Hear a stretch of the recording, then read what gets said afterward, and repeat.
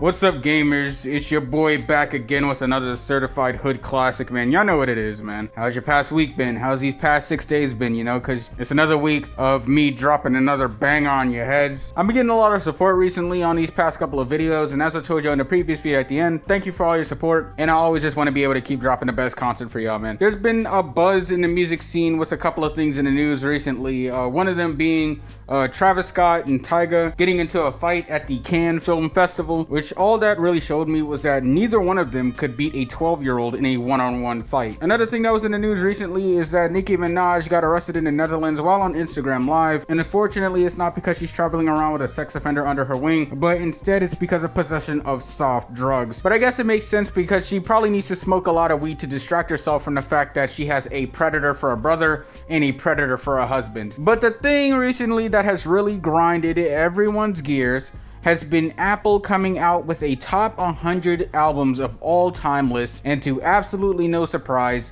it is pure dog shit. But while I can go into how goofy this entire list is or whatever, of course I have to make the point that music taste is subjective, and this list was made by a bunch of modern pop artists, so the recency bias, it's gonna show. I mean, it is what it is. It's funny seeing Fantano fans get mad because Lift Your Skinny Fist isn't on this list, but Astroworld is. But it's like, dog, did you really expect Bad Bunny to be listening to Godspeed You, Black Emperor? I mean, this basically just goes back into the whole point I made about the Grammys and multiple videos, basically saying that the Grammys are only as important as you make them. The praise you give these albums, it's your praise alone. I mean, it's only your opinion, because it's at the end of the day, when it comes to the Grammys, it's literally just a bunch of rich people jerking themselves off, you know what I mean? You're not included in this, I'm not included in this, we're not winning any awards, so whatever we feel is the album of the year is the album of the year, and whatever we feel is the #1 album of all time is the #1 album of all time to us. I mean, that's why music taste is subjective in the first place. But now that I've gotten the safe response out of the way, let's get into this list. So as stated before, Astroworld by Travis Scott did make this list at number 98. And alright, so while this is a great album, and this does have some of Travis Scott's best production he's ever had in his entire discography, to put this on a top 100 albums of all time, I feel like is absolutely insane,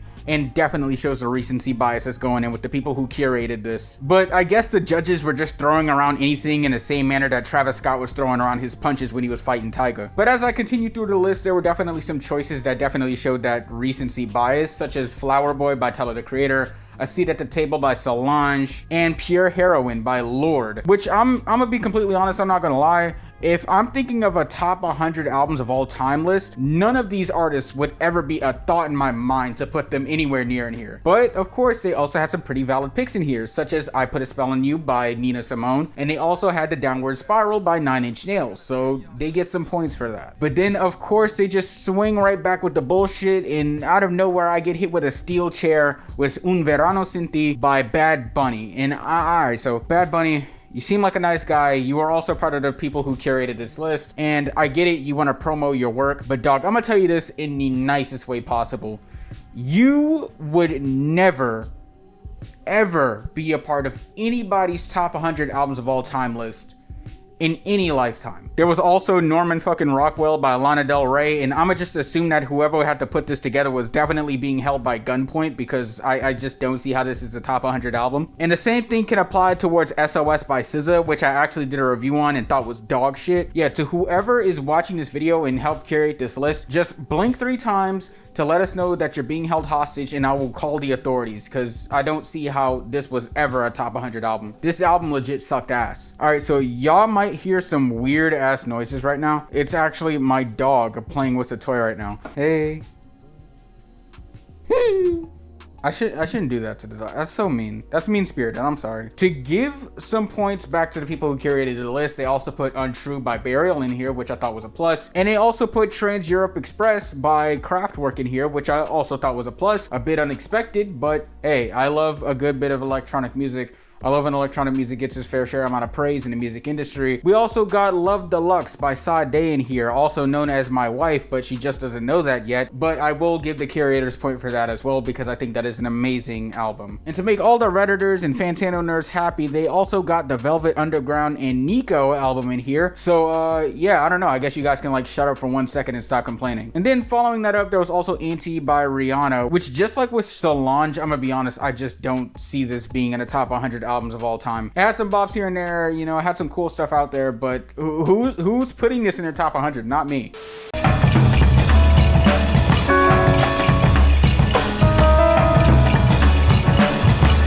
There was also Kate Bush in here as well. So yeah, for all the Bjork fans who have absolutely no friends, congratulations, this is your time to shine. And then we get another steel chair with Take Care by BBL Drizzy himself, which I'm gonna be honest, hot take, this kind of deserves to be in the top 100 albums, or at least this would be in my top 100 albums, because while I know Drake has became the punching bag for completely reasonable reasons here, I also can't sit here and act like Take Care isn't a certified hood classic and is probably one of the better hip-hop projects of the past 20 years. And I also can't act like this isn't one of, if not arguably, the best album that Drake has in his entire discography. I mean, this album is essentially what put him on the map. And there was also Bjork on this list as well, but unexpectedly, all right, so they put Homogenic on here, right, which is a good album, but this is the only Bjork album on this list, and this is blowing my mind because, in my personal opinion, Bjork's best album is Vespertine, right? I think it is the most beautiful project you could probably ever hear in your life. It's such a goddamn good project. Bjork slid all over that, man. She opened up her coochie and just let the music flow straight out. But unsurprisingly, it is not on this list, and that is blowing my mind. How do you put Homogenic and not put fucking Vespertine? I'm sorry, I'm emotional right now. I absolutely love Bjork. This is just blasphemy. And also, there was only one Outkast album on here with Aquemini, which is also blowing my mind because they literally have like one of the best discographies in hip-hop history. They have the best 3-album run in all of hip-hop, dude. Astroworld? God, SOS? But you only put one Outkast? Oh my. But then just when this list started to get at least a little bit convincing, once again, another steel chair. This time, it's not even a steel chair. We'll just call it, I'm just getting hit with a truck at this point. So Billie Eilish comes in at number 30 with her album, When We Fall Asleep, Where Do We Go? And just imagine being Nas or Prince or Beyonce or Nina Simone or Outkast or Radiohead or The Strokes or Public Enemy, and then realizing that a bunch of dickheads sat around in a circle and agreed that Billie Eilish cooked harder than you. Next up, we also got My Beautiful Dark Twisted Fantasy on this list, which I'm gonna be honest, it kind of deserves it, man. We all know My Beautiful Dark Twisted Fantasy, man. We all know it's arguably Kanye's best project he's ever made. For me personally, I think it's Yeezus, and I also would have put that on my top 100. It's My Beautiful Dark Twisted Fantasy. We all know just how much respect this album gets. It deserves to be on this list. Would I put it as high as they did? I don't know, probably not, but still, it deserves the props. But then next up, in absolutely comical fashion, we get 1989 Taylor's version on this list as well. Why do I feel like Taylor Swift threatened to fly her private jet straight into their office if they did not put this album on the top 100 list? Like, I feel like she threatened them. Like, Taylor, if you're watching this, I'm telling you right now, I am armed. Then they had the audacity to put What's Going On by Marvin Gaye at number 17, which is absolutely insane because that is a top 5 album of all time, no debates. And then just to slap Marvin Gaye in the face right there in his grave, they put 21 by Adele right ahead of him, and I'm pretty sure that is just the equivalent of music terrorism. And then for the final 10, right, we got Lemonade by Beyonce. Once again, Beyonce, she's did her thing, one of the most influential female pop artists out there. Does Lemonade deserve to be this high? Sure, maybe if I was high off psychedelics and got transported to another world. But then we are having another situation of how do you put this album here but not this album here? And it's with our main man Kendrick Lamar having Good Kid, Mad City be on this list in the top 10s, and we don't even have To Pimp a Butterfly on this list, which is the best album in Kendrick Lamar's discography. That is literally one of the greatest hip-hop projects of all time. I don't know what you guys were doing when you cooked this shit up. You put Un Verano Sin Ti here. That album sucks. But then following up, we also got Blonde by Frank Ocean, which I'm not gonna lie, just saying that out loud again after even reading through my notes, it's just giving me a fucking brain aneurysm. And at number 2, we have Thriller by Michael Jackson, which once again makes me question, how do you put this but not this? How do you put Thriller but not Off the Wall? How do you put Thriller but not Bad? Off the Wall has arguably Michael Jackson's best song he's ever made on it, and you don't put it on the list, but you put Thriller here, which Thriller is a damn good album. Top 5 all time. But you put Thriller but not Off the... And then finally at number 1 we have The Miseducation of Lauryn Hill by Lauryn Hill. She gets a lot of praise. Understandably so. You know, it's a cool album. A lot of people mess with it. A lot of people would even say it's one of the better hip hop projects of all time.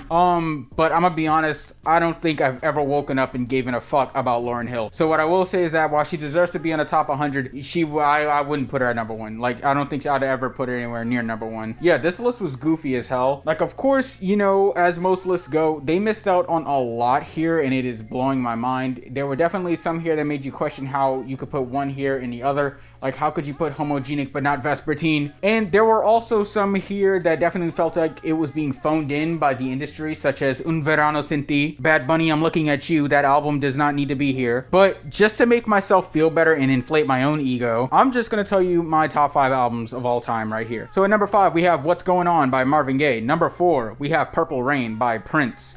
Number 3, we have Thriller by Michael Jackson. Number 2, we have Music Has the Right to Children by Boards of Canada.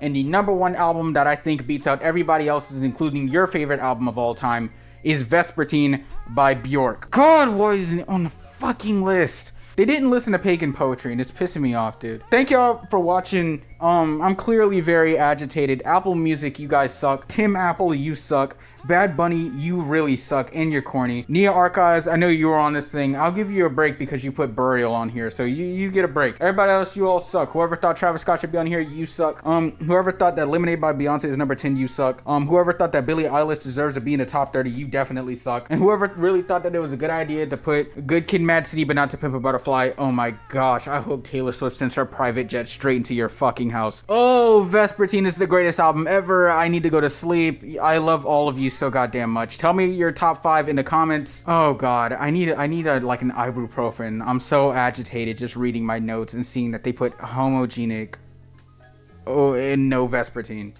That's so disrespectful. Yeah, I love all of you. I'll see you all next Monday. Peace. When the imposter is us. Bum bum bum bum bum bum bum.